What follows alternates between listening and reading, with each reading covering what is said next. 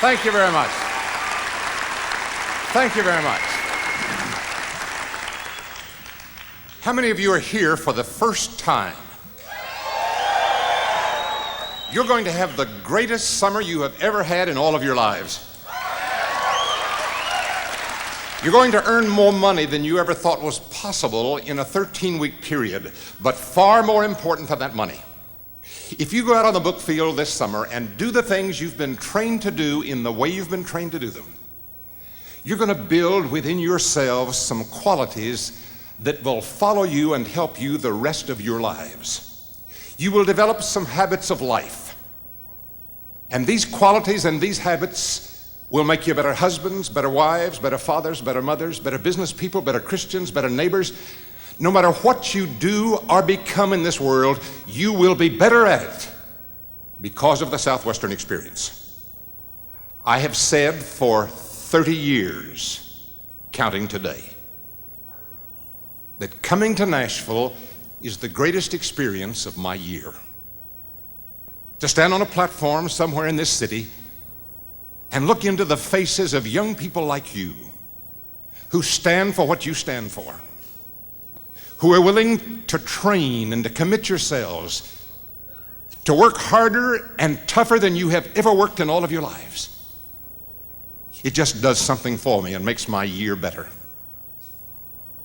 I want to thank you for letting me share this hour in your life. And I'd like to share with you, first of all, 5 principles of success.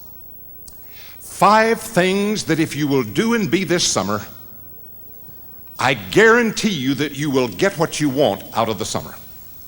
Number 1, think big. Think big.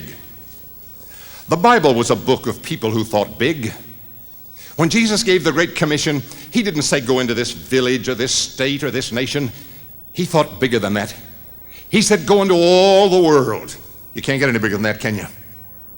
The Apostle Paul said, I press on toward the prize of the mark of the high, not a low, not a medium, not an average, but the high calling. When I talk about thinking big, I'm reminded the little boy was trying to sell a dog. Had a little dirty dog out by the sidewalk. Had a little sign said dog for sale, 25 cents. He had been trying to sell that dog for about 5, 6, 7 weeks. There was a man who walked from his house to the bus every morning to go to work, and he passed this kid. When he got off the bus at night to go home, he passed him again. After he had seen this kid out there trying to sell that dog about 5, 6, 7 days, he stopped one night and said, Sonny, you having trouble selling that dog? He said, I sure am. He said, would you like some help? He said, yes, sir. Man said, you know what your problem is? Little boy said, no. He said, you don't think big enough. Who wants a 25-cent dog? Take that dog home and give him a bath. Brush his hair, make him look good. Raise your price, and you'll sell him. Next night, the man got off the bus, started for home. That kid was out there with that dog all washed and brushed, a great big yellow ribbon around his neck, and a huge sign that said, dog for sale, $10,000. Man said, now, Sonny, I told you to think big, but that's ridiculous. Nobody's going to pay $10,000 for that dog. The little boy said, mister, you told me to think big, and that's the biggest number I could think of, and I'll sell him for $10,000. Well, the man didn't want to discourage this Southwestern salesperson, so he went on home. Next morning, he started for the bus. The boy was gone, the dog was gone, sign was still there. The little boy had crossed out for sale and printed in great big letters, sold. The man thought this was worth being late to work for. Found the house where the kid lived, said, Sonny, I see that you sold your dog. He said, yes, sir, and I want to thank you for helping me think big. The man said, how much did you get for him? He said, I got $10,000 for him. The man said, no, don't kid me. I know he's sold because he's gone and you're gone, but tell me the truth. How much did you really get for that dog? Little boy said, mister, I told you I got $10,000 for that dog. The man said, how in the world did you sell that dog for $10,000? He said, I took 2 $5,000 cats for him.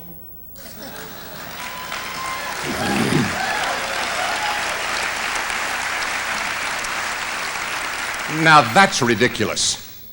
But let me tell you something. When you think big, something always happens.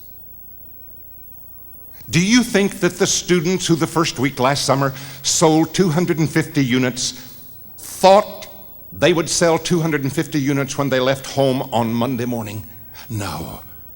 They thought they would sell 500 units. The students who sold 500 units in a week, they didn't go out on Monday morning believing they could sell 500 units. They thought they could sell 1,000. And a few students who sold in the 800s of units didn't go out thinking they could sell 800 units. They thought they could sell 1,500 units. You have to think big, and something will happen in your life. Now, thinking big isn't the same to everybody. You don't have to think as big as someone else to think big for you, but you reach farther than you've ever reached before. There is within you more potential, more power, more ability, more possibilities than you ever dreamed that you had inside of you. So you leave Nashville with the belief that you can become a great salesperson, and you will get what you want out of the summer. Number two, if you get what you want out of the summer, you have to know what you want and set goals to reach what you want. Most people set goals before they determine what they want. What do you want out of the summer? Not compared to somebody else. What do you want out of this summer? In addition to the great principles you're going to put into your life and the habits you're going to develop, how many units do you want to sell? How much money do you want to save this summer? Determine what you want before you set your goals. If you set goals without knowing who you are and where you want to go, that's dangerous, and that can be destructive. But determine what you individually want. Then you set your goals to get it. Set a goal for the entire summer, whether it be 12, 13, 14, or 15 weeks, whatever number of weeks you're going to work. Then break that summer's goal down into weekly goals. How much are you going to sell each of those weeks? Then break each week down into 7 or 6 daily goals that you work. Then break each day down into 3 4.5-hour periods. Set a goal for each 4.5 hours of this summer. And when you reach that goal, or when that time has expired, forget it and go on to the next goal. This we call crystallizing your goals down to something that is meaningful to you. Let me show you what I mean. Suppose I brought you an elephant, and I said, I want you to eat this animal. Is there anybody that would do it? No. It would completely overpower you. But if I brought you a small piece of elephant meat every day and said, eat this, if you didn't know what it was, you probably would, until the elephant was all gone. So set your goals for each 4.5-hour period. And then when the summer is gone, the hours will have run into the days, and the days into the weeks into your summer, and you'll get what you want out of the summer. The world makes way for the person who knows where he or she is going. So know where you're going and what you want and what your goals are this summer. Now, for the first 2 or 3 weeks, don't set goals just as to how much you want to sell. Set your primary goals the first 2 or 3 weeks for the hours that you're going to work, the demos you're going to give, the number of doors you will knock on, the number of people you will meet. Win the success coin. I have never known a student who won that success coin who didn't succeed in the summer. Because you see, if in the first 2 or 3 weeks you do the things that are necessary to win that success coin, you're going to develop the habits that will earn you the money that you want the rest of the summer. Now remember this, working 75 hours a week doesn't mean just walking the streets and ringing doorbells. Work in the Southwestern experience is getting into the houses, giving a certain number of demos. And if you don't give the demos in a certain number of houses, you are not really working 75 hours a day. But if you will do that, you will get what you want out of this summer. Number 3, if you get what you want out of the summer, you have to be prepared for the summer. We live in a world where most people do the things that they do unprepared. Do your homework. Be really prepared. I'd like to think this morning about two things in your preparation. First, knowledge, and second, skill. It would be impossible for the Southwestern Company to bring you into Nashville and in 1 week give you all of the knowledge that you need to go out and sell these books. And yet you have to have that knowledge. You can't get excited about anything. I don't care whether it's baseball, basketball, football, movies, anything else, unless you know something about it. You can't talk enthusiastically about anything and convincingly to somebody else unless you know something about it. So learn enough about the books that you're going to show people, that you are really sold on them, so that you can talk intelligently and enthusiastically to the people. That knowledge will pay off for you in the sale of units. It isn't enough just to know about the books. You need to know words with which to present the books. The Southwestern Company has given you a sales manual. They've given you approaches, sales talks, answers to objections, closes, ways to get the money, ways to get referred leads and pre-approach information so that you have somebody else to call on. I hope nobody in this room feels about those things like I did when I first went into the life insurance business. On the first day of a sales training school, they gave us some pieces of paper. There were approaches. You see, all businesses are just alike. Approaches, sales talks, answers to objections, closes, ways to get the money, ways to get referred leads. They said, learn these because on the last day of the sales school, we're going to call all of the agents in this big agency in, and you're going to have to give them in front of them. Well, I learned them. I knew them word for word. On the last day of that sales school, they called me up in front of that agency, gave me a prospect, said, all right, Mr. Utley, let's hear you use what you have learned. I gave the approach, word for word. I gave the sales talk. When the prospect objected, I gave those answers to objections. When I got ready to close, I used those closes. When I asked for the check, I used the words on those pieces of paper. When I asked for referred leads, I used the things that they had given me. When I finished, an older man stood up in that room and he said, Mr. Utley, if you'll give those to enough qualified prospects every week, you'll earn more money than your wife can spend. He didn't know my wife. But he knew something about selling that I didn't know. I thought, if you think I'm going to give those Mary Had a Little Lamb stuff to my friends, you're crazy. I've been talking for years. I was on the radio for 3 years. I don't need that silly stuff.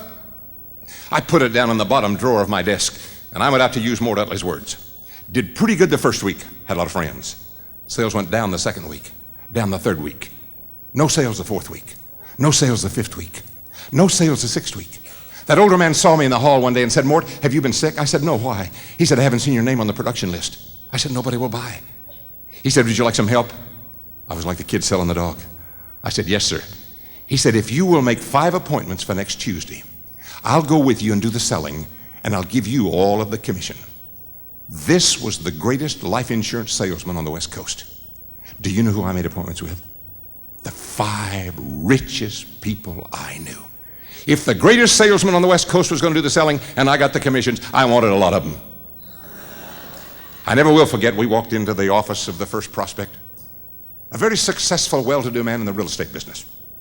I introduced Mr. Briers, the expert in the life insurance field, sat down, folded my arms, and leaned back to hear the great words of wisdom from this, the greatest life insurance salesman on the West Coast. You know what he did? He started giving those little silly canned sales talks word for word. I thought, Jerome, what's the matter with you? This is a big man. Don't use that silly stuff on him. But Jerome went right ahead. When the man objected, he used those answers to objections.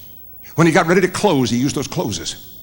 When he asked for the check, he used those words. When he asked for 3 referred leads, he used those words. 5 times that day, I heard the greatest life insurance salesman on the West Coast, a man 62 years of age, been in the business for 33 years, use organized presentations.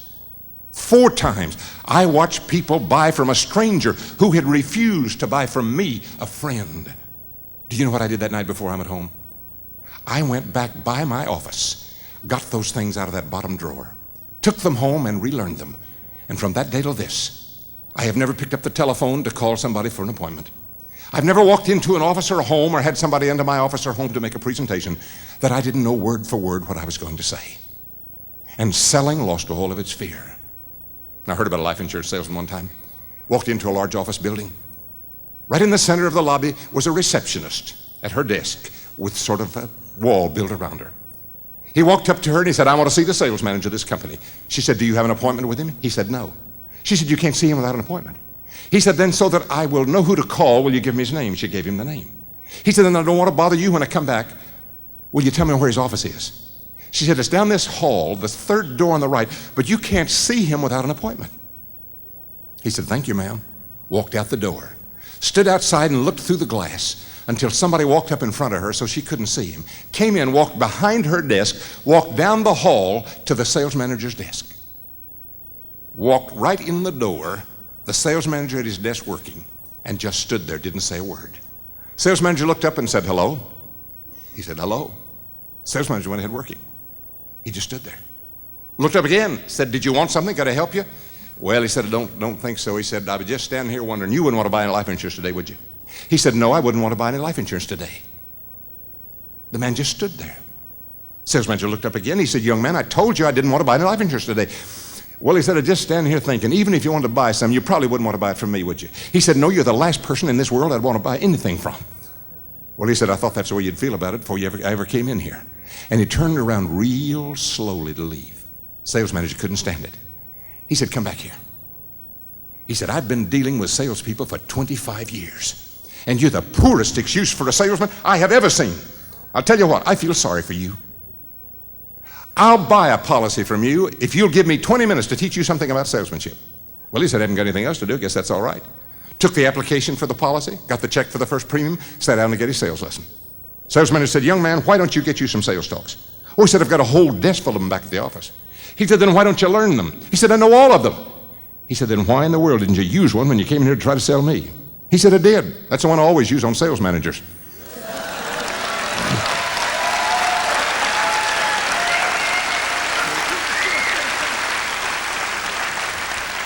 You see, he had an organized presentation for a particular kind of a prospect. He used it and he made a sale. The words on these things the Southwestern Company has given you are the results of the best salespeople who have been with this company in more than 100 years. I guarantee you, those words are better than the words of anybody in this audience. The one main reason that students fail and bomb out in the first 2 or 3 weeks is because they go out there and try to use their own words. They're not prepared with their knowledge. But it isn't enough just to know the words. You have to be skilled at the use of them. How many of you would like to be able to give these approaches, sales talks, answers to objections, like the sales managers and the people who've trained you this week? Let's see your hands. You can. You know, it sounds like their words when they give them, doesn't it? But it isn't. They learned them off of a piece of paper.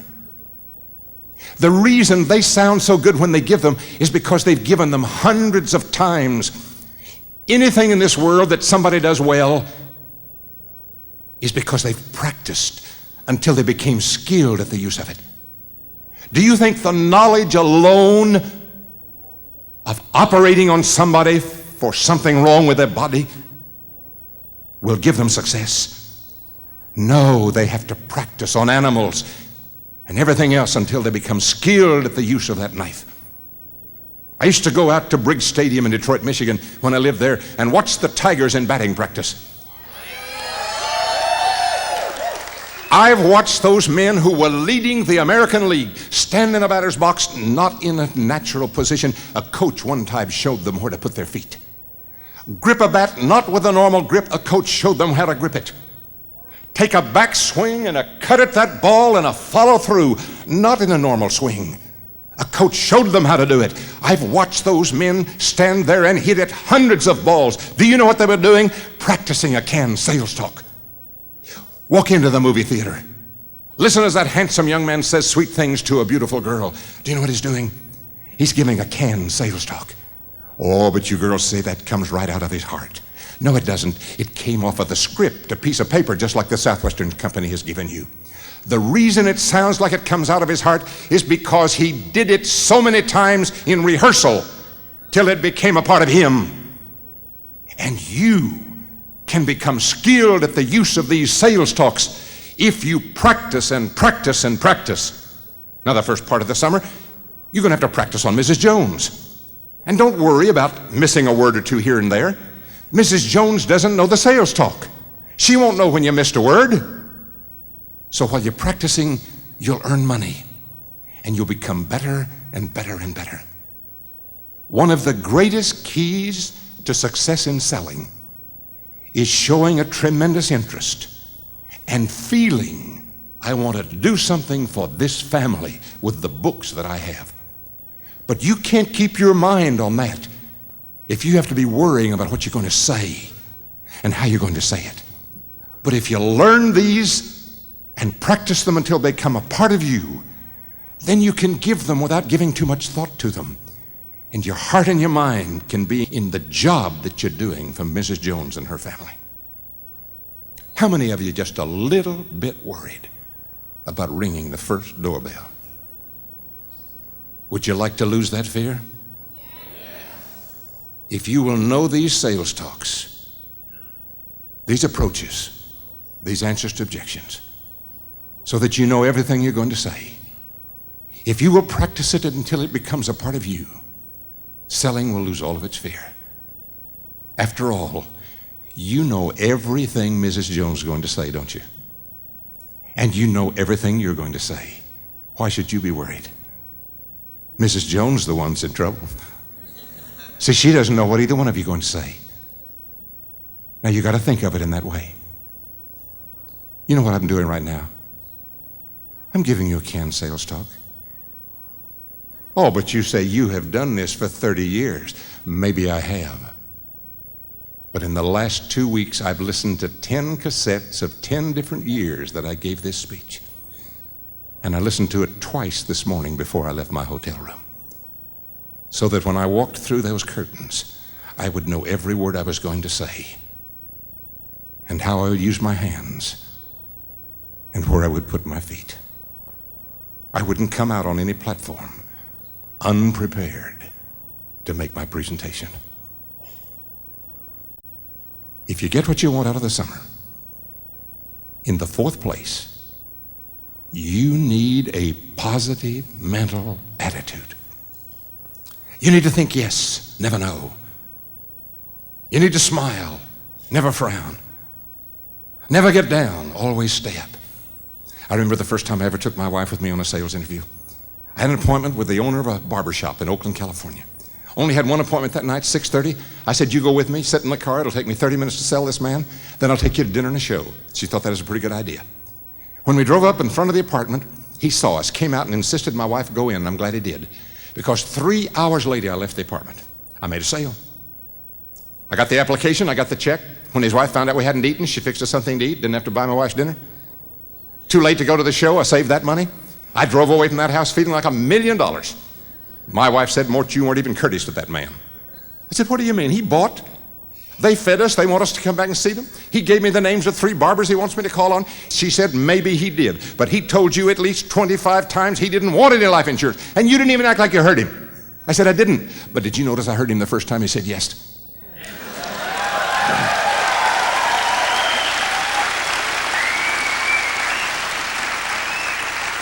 I never earned a dime's commission in my life on a no. They don't pay you for no's. Why should I pay any attention to them?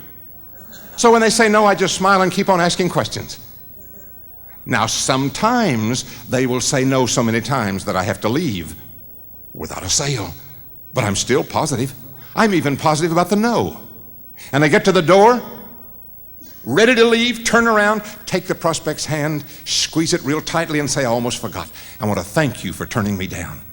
And they look at me like they thought I was crazy. I say, let me tell you about my business. I have to talk to 3 people to make a sale.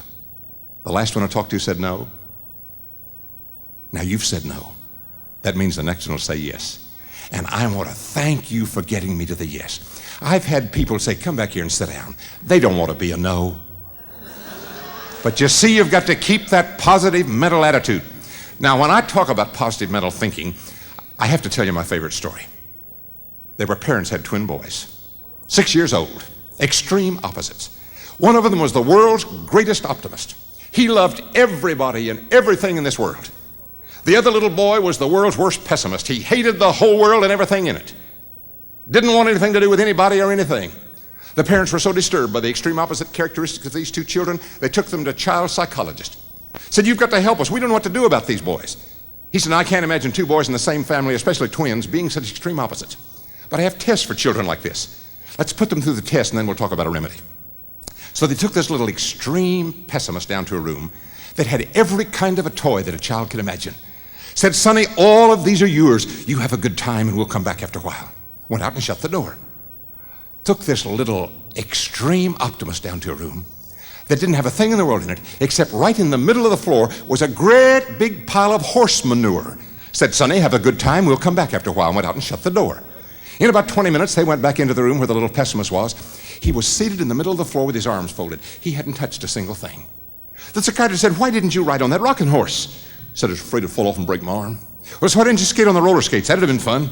Said, I was afraid to fall down and skin my knees. Well, said, why didn't you blow up those balloons? They got real big and got pretty pictures on them. Said, I was afraid to hurt my mouth. Well, said, why didn't you eat some of that candy? That's good candy. All the kids like that candy. Said, I was afraid to get a stomachache. Well, he said, he's in pretty bad shape. But let's go see what the other boy's doing. They went down to the other room, and when they opened that door and looked in, that kid was bent down over that horse manure, into it, clear to here. He was slinging it. He had it all over the ceiling, all over the walls, all over the floor, all over himself. The psychiatrist said, Sonny, what in the world are you doing? He said, with all this manure, there's got to be a pony somewhere.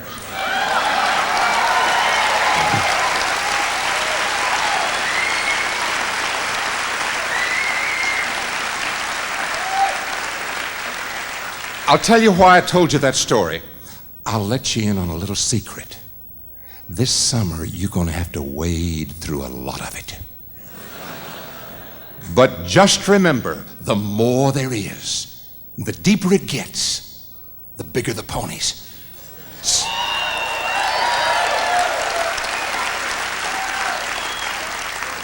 So keep that positive mental attitude and keep on digging, and you're going to find a lot of ponies this summer. Number 5, if you get what you want out of the summer, you have to value and manage your time. T-I-M-E. Time is the most precious thing God has given us in the material world. I can waste $1 and I can replace it. I can damage or destroy a piece of property. I can rebuild it or repair it. I can make it whole. But if I waste 1 hour of time, there isn't anything I can do about that the rest of my life. It is gone forever. I sat in Cobo Hall a number of years ago, listened to Dr. Hartzell Wilson make a speech.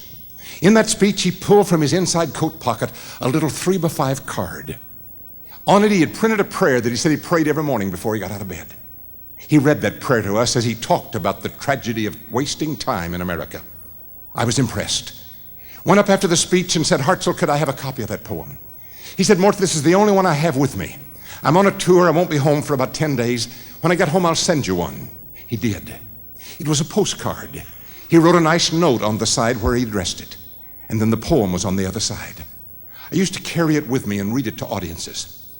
But it was printed on paper that was a little bit stiff, and the corners began to break. And I didn't want to lose it, so I put it on my desk where I could see it every time I sat down.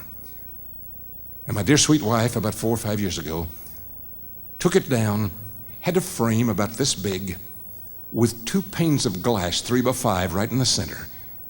And she put that little poem and Hartzell's message in that and hung it right above my desk.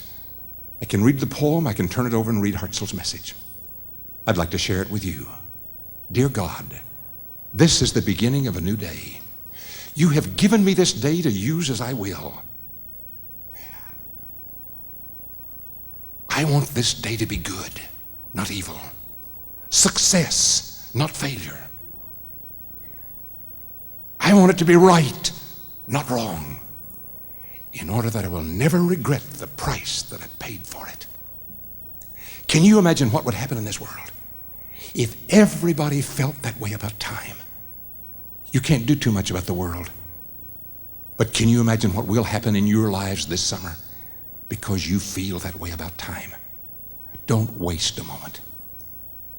The company has given you a schedule for 24 hours a day, a time to get up, a time to take a shower, a time to read or to listen to inspirational material, a time to eat breakfast, a time to ring the first doorbell, a time to come in at night, a time to go to bed. Get on schedule. The first day, don't ever get off. And that will be one of the most powerful things that you can possibly do. Value your time and manage it properly, and you'll get what you want out of the summer. 5 principles of success. Not mine, shared with me by great people, and I've just passed it on to you. Would you stand up for just a moment?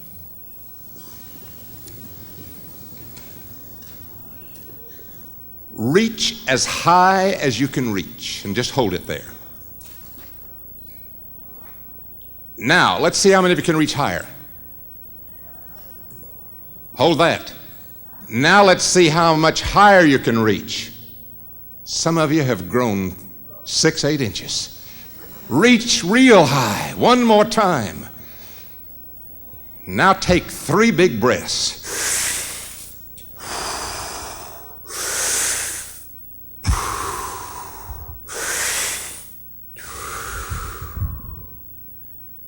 Now sit down. Don't you feel a little better?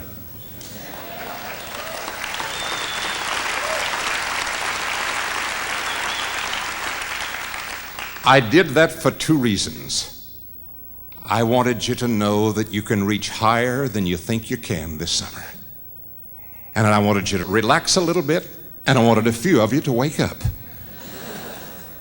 When I lived in Austin, Texas, back in the 50s, we had every year a sales congress for the life insurance salespeople of that state. I was chairman of it in one year. I selected 3 great life insurance people to speak on our subject. And then as a 4th speaker, I wanted somebody to close that meeting that would build those people to heights they never dreamed were possible through motivation. And I called to my good friend Bob Richards out in Laverne, California. Bob said he would come. Bob had just returned from the Olympic Games in Melbourne, Australia. He came into Austin the afternoon before that meeting. We visited that night, and he told me some of the things that he experienced at those Olympic Games. He said, Mort, at these Olympic Games, I found 4 keys that will unlock the door into which anybody wants to get in this world. And he shared those keys with me, and in the next few moments I would like to share them with you. Key number 1, a burning desire. Wanting something so badly that you would pay any price that was right to get it. He said, Mort, I watched athletes every day strain everything they had to run faster, to jump higher, to jump farther, to ride faster in order to win. But he said the greatest example of a burning desire was a young man by the name of Tom Courtney. I said, Bob, I watched Tom qualify for the Olympic Games. Tom Courtney was not the best half-miler in America that year, but he wanted to go to the Olympic Games so badly that he ran fast enough to qualify. And Bob said once he got to Melbourne, Australia, that's all he thought about, winning the 800-meter race. He ate it, he breathed it, he slept it. Word of this burning desire of this likable young man spread throughout the ranks of the American athletes until Bob Richards said there were more athletes from America around the track to watch that one race than any other event in all the Olympic Games that year. Bob said, I stood on the 4th curve to watch that race. I watched those runners come around that track the first time. I watched them come around the second time. And when they turned that last curve and headed down the straightaway for the tape and the finish of that race, Tom Courtney was leading by about 2.5 strides. And the cold chills just ran up and down my spine because I knew he had a great finish and he was going to realize that burning desire. But Bob said when he got almost halfway down that straightaway, my heart almost stopped because his body went down just like this. His legs gave way underneath him. Looked like he would fall. Bob said I knew he not only wouldn't win the race, he wouldn't even finish it. 2 people passed him. And then Bob said all of a sudden, to the cheers of that crowd, that 6'2" frame began to straighten up. And those long legs reached out in strides farther than they had ever reached before. And nobody knew who won that race. until after they looked at a photo finish, it showed Tom Courtney's chest hit that tape 5 inches in front of the number 2 man. And he stood on that third step and listened to the Star-Spangled Banner and received the gold medal. The champion of the world. The cameraman filmed that race from a tower above and beyond the finish line. Filmed those runners as they came toward that camera and tape. When they developed the film, when Tom Courtney got close to the tape, they could see that his mouth was moving real rapidly. Out of curiosity, they made a big enlargement of the body of Tom Courtney. And from that crouched position, where he almost fell until he hit that tape in victory, you can read on the lips of Tom Courtney these words very plainly. I want to win. I want to win. I want to win. I want to win. And that burning desire gave his legs strength when they'd given out, brought him from defeat to victory. Young men and young women, I am so sold on this quality of a burning desire that I started giving scholarships, not to the students in the schools who had the greatest ability and accomplished the most, but to the students who showed the greatest desire to achieve. Maybe I'm a little selfish about that. But my mother started a brother and me to school at the same time, in the same grade. He was 16 months older than I was. In fact, he still is 16 months older than I am. But I had to go all the way through school with him, and he was a brain. He could just read a page or look at it and know everything on it. I could read it 5 times and not even know the number of the page. Do you know that all the way through grade school, junior high, high school, and the first 2 years of college, he only made 1 grade that wasn't an A, and that was a B+, and he came home and brought that report card and acted like he thought the world was coming to an end? If I'd ever gotten a B+ like he did, my folks would have known the world was coming to an end. But let me tell you something. I worked a lot harder for my B's and C's and a few D's than he did for his A's. And I'll tell you something else. Ever since I was a little kid, I wanted to be somebody in this world who made things happen. I wanted to earn the money that my dad had not been able to earn. I wanted to have things out of this world. I wanted to be able to do for my parents and for others who were unable to do for themselves. And if I've had any success at all in this world, it has not been because of brains or ability, because I have very little of either one. It's been because I burned with a desire for it. And I still have that same desire. And I hope I never lose it. I'd like to ask you a question. How many of you really burn with a desire to succeed this summer? Let's see your hands. If you really mean that, there isn't enough power on this earth to stop you. Bob said the second key that unlocks the doors is a fighting spirit that will overcome handicaps. Bob said, I had no idea that so many of the great athletes of the world had handicaps where doctors had said they will never walk. Like they said to Rafael Johnson when he was a little boy and hurt one of his feet. He'll never walk on it. But he was the decathlon champion that year. Bob told about Shella Mann, a young lady that he watched stand on the second step twice and receive gold medals in swimming. And Bob said, little did I or the crowd know as they cheered the story of a life. But he said, I sat at a dinner table with her dad a couple of nights after that, and he told the story of Shella's childhood. She had polio.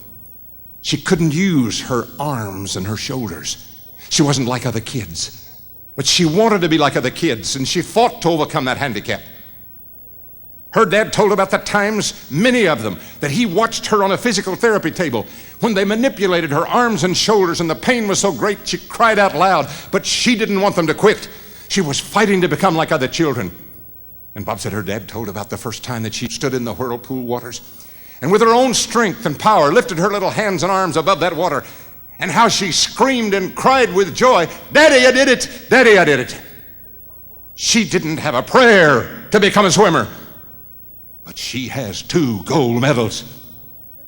I wish I had time to tell you about the many, many people that I have heard about and gone to meet who have had handicaps the like of which you and I will never know. And they have become great. Johnny Erickson, Lynn Camel. Two ladies that in their late teens were paralyzed from here down, one by polio, the other by an accident. Wanted to die, but developed a desire to become somebody. And they became two of the finest young women in America because they fought to overcome a handicap. You may not be able to talk as well as he can. You may not have the background that he has. You may not have the ability that she has. I'm really not concerned about that. It isn't what happens to you or what will happen to you this summer that's very important. It's what you do about it. I'm concerned about one thing. Have you got the guts to fight? Because if you have, there isn't anything in this world you cannot overcome. There will be winners and losers this summer. The loser will let things happen. The winner will make things happen. The loser will say, I can't. The winner will say, I have to. I have listened to the excuses of salespeople for 48 years almost. Headache, stomachache, flat tire, too hot, rained. Ridiculous. Make things happen because you want to. And you have to for you, and you'll get what you want out of the summer. Bob said key number 3 was a striving to improve. Bobby Morra from Abilene Christian University was the greatest starter the sprint world has ever known. He came up out of the block straighter and faster than anybody. He didn't have the speed of other runners, but he won 3 gold medals at those Olympic Games. If he'd ever had the speed, or if John Carlos or some of those others had had the start that he had, they would run an 8 flat 100-meter dash. But Bob said Bobby Morra used to have him go out and watch him practice the start of the sprints. Said he would get down on the blocks, Bob would clap his hands, Bobby Morra would come out of those blocks, run out about 20 yards, come back and say, what did I do wrong? And Bob said, Mort, it was so good, all I could say was, Bobby, it was perfect. And he said, Bobby would say, I didn't ask you what was good about it, how can I make it better? The next time I saw Bobby Morra was in a bank where he was working in Houston, Texas. And I told him what Bob Richards had said about him. Bobby said, Mort, whether it's as a businessman, a runner on the track, a student in school, a husband, a father, a neighbor, a citizen, a Christian, if I don't try to be better today than I was yesterday, and better tomorrow than I am today, I'm not the kind of a person God wants me to be. Because the Bible says, be ye therefore perfect, even as your Father which is in heaven. We will never reach that perfection. But if we strive toward it, we will get more. Make the last 2 weeks of the summer the very best. No matter how much you sell the first week, make next week the better one. And the next week better, and the next one. And make the last 2 weeks of the summer the very best in selling of your whole summer. Win that I Want to Win award. If there were 2 things that I could select as my 2 most powerful tools for a good summer, it would be to win the success coin and get the right start, and the I Want to Win award and have the right finish, and you won't have to worry about what's in between. There are so many places, young people, at the tops of the ladders in the corporations of America, just waiting for somebody like you who develops the ability and the desire and the quality to improve in life. If you will develop this habit this summer, you will be a wanted and demanded person in this world, because corporations are looking for people like that. Number 4. Bob said the 4th key that I found that unlocks the doors was a genuine faith in God. Young people, I would not for anything in this world try to dictate religion to anybody. But I think it would be unfair to you if I did not tell you what my faith in God has meant to me, even in business. I sat a number of years ago, in fact, a lot of years ago, in an auditorium in Dallas, Texas at the Statler Hilton Hotel when it was first built, in a big ballroom with 1,500 other people, and listened to Dr. Kenneth McFarland. And he made this statement. He said, faith in God to the salesperson is like the flange on the wheel of a train. It keeps it on the track when it goes around the curve. I'd never seen the wheel of a train up close before that, but at the next opportunity I did. And on the inside of the wheel, there's a flange on either side.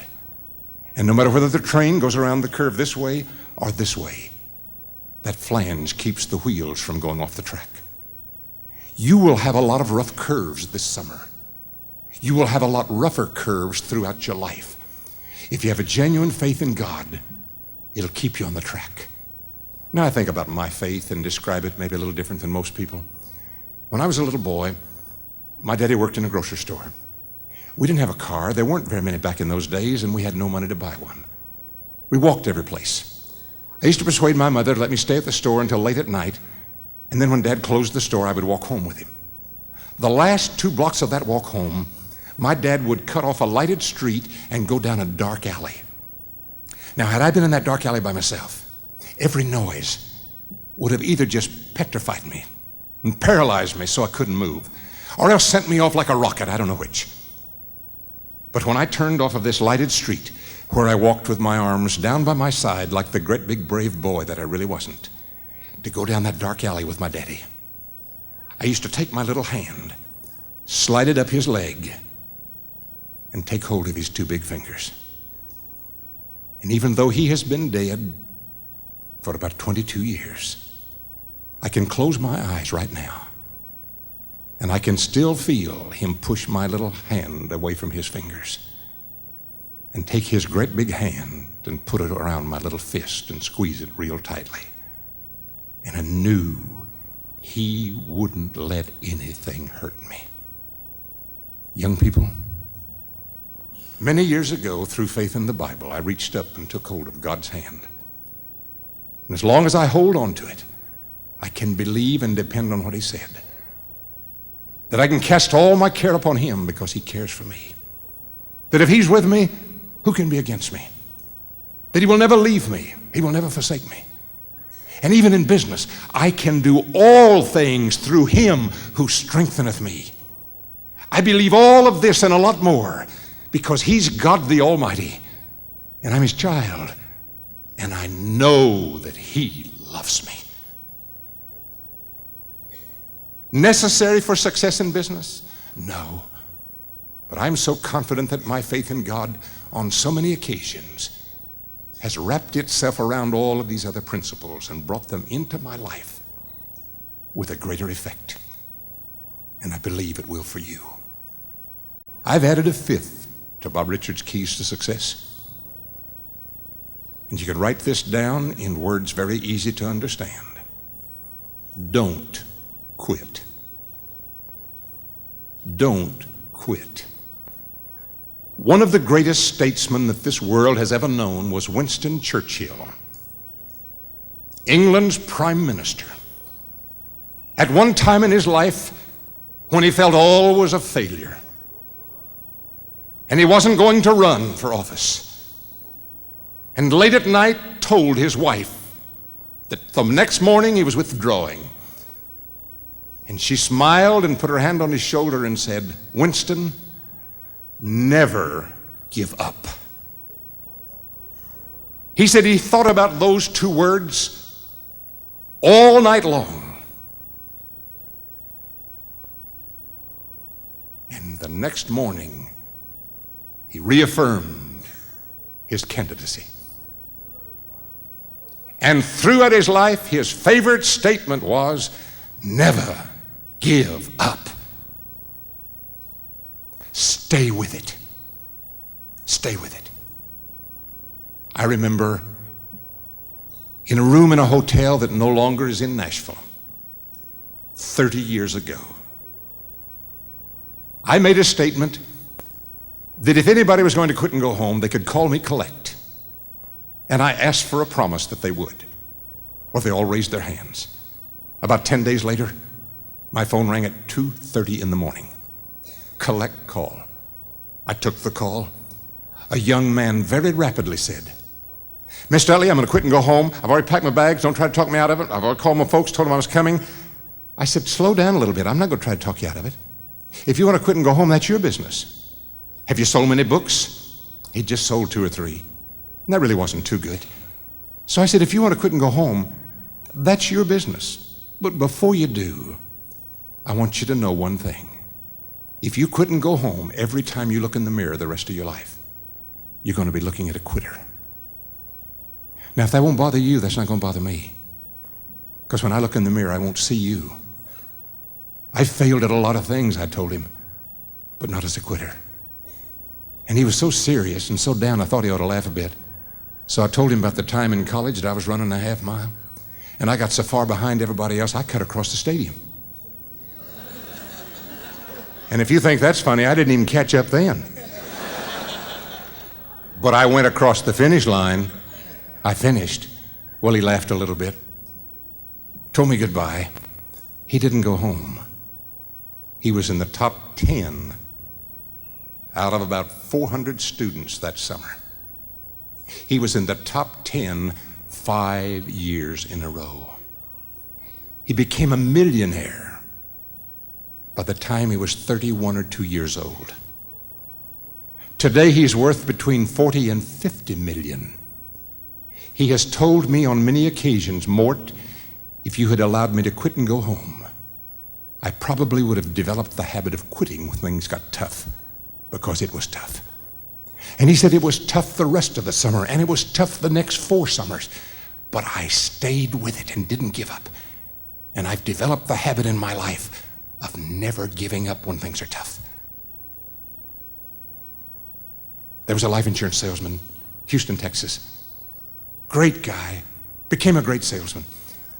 Came into the life insurance business from being an accountant.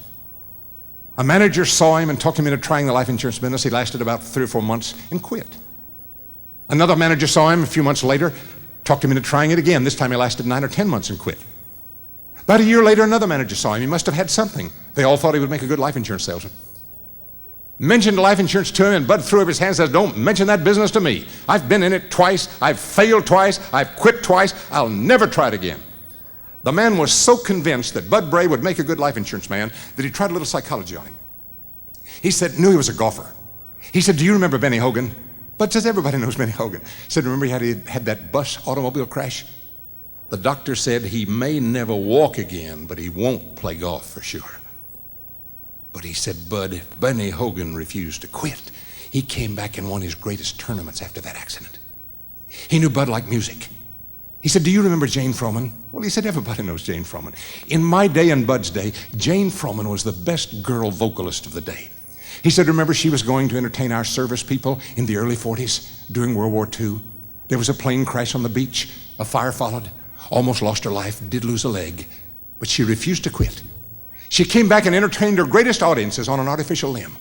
They made a movie of her life. Susan Hayward starred. But when it came time for the music, Susan Hayward just mouthed the words, and they used the recorded voice of the great Jane Froman. And the whole world remembers her." He said, "Bud, do you remember Herman Osgood?" He said, "I never heard of him." He said, "Neither did anybody else. He quit." Neither did anybody else. He quit. The world doesn't remember a quitter. And quitters don't win. And winners don't quit. I'd like to ask you one more question. This will be a tough summer.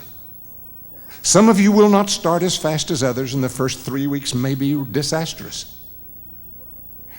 But if you'll do what you're trained to do and the way you're trained to do it, you will enjoy it. The only time you won't enjoy it is when you try to do it your way and not the company's way. And I've been in selling for a lot of years. I know what I'm talking about. So if you go out there and do it this, and it'll be tough, but how many of you are going to do it regardless of how tough it is and stay all summer long? Now that's a promise to you, not to me, because you don't owe me a promise. But don't ever break a promise to yourself. 5 Principles of success. 5 keys that unlock the doors. If you will commit yourself to put those together and bring them into your lives with real commitment. Do you know what real commitment is? Let me give you an illustration that I think is the finest illustration I ever heard of real commitment. In 1970, on November the 8th, Tom Dempsey with the New Orleans Saints kicked the longest field goal that's ever been kicked in professional football. That story was on the headlines of every sport page in America on Monday morning. A minister in Minneapolis saw it, called the New Orleans Saints office to ask when they were going to practice. They said, Tuesday we start. Bought a plane ticket, flew to New Orleans, went out to the stadium and sat and for 30 or 40 minutes watched Tom Dempsey practice kicking field goals. Went down on the sideline and said, young man, could I talk to you? Tom came over to the side. He said, I've just been amazed at sitting up there watching you with that half of a foot, just a stub on his right foot, kick a ball farther and straighter than anybody in pro football. And I was amazed when I read in the newspaper what happened. Tell me how you kicked that football so far. Tom said, I just kicked it, that's all. No, he said, I paid for a plane ticket to come down here. I want to know everything that happened. When you were on the sideline and the coach told you to go in, what did you think? He said, I thought we were 2 points behind. A few minutes to go, if I could put that ball through those uprights, even though nobody's ever kicked it that far before, we'd win that ball game. The minister said, what did you say in the huddle? He said, I told those guys if they'd block that line out, I'd put that ball through those uprights and we'd win that game. He said, what happened when you broke huddle? He said, I measured my distance back 3 steps from where the quarterback would touch that ball to the ground, so that when I took 2 steps and swung this stub, it would touch that ball at the very moment the end of it touched the ground. He said, then what happened? Well, he said, I kicked it. He said, anything else? Tom said, yeah. When my foot touched that ball, I threw my whole body into it. The minister said, Jesus said that 2,000 years ago. Tom said they didn't even have football. The minister said, Jesus said, whosoever will lose his life for mine, throw his whole self into my life, he will find a better life. And he said, young man, in whatever you do in life, whether it's play, work, charity, worship, whatever it is, do it with all your might. There's a time for everything. But whatever you're doing, give it all you've got. You'll be successful. That's real commitment. So this summer, throw your whole self into it. If you'll do the things you've been trained this week, in the way you have been trained to do them, with a positive mental attitude and stay all summer, you'll have the greatest summer you've ever had in all of your life. God bless you.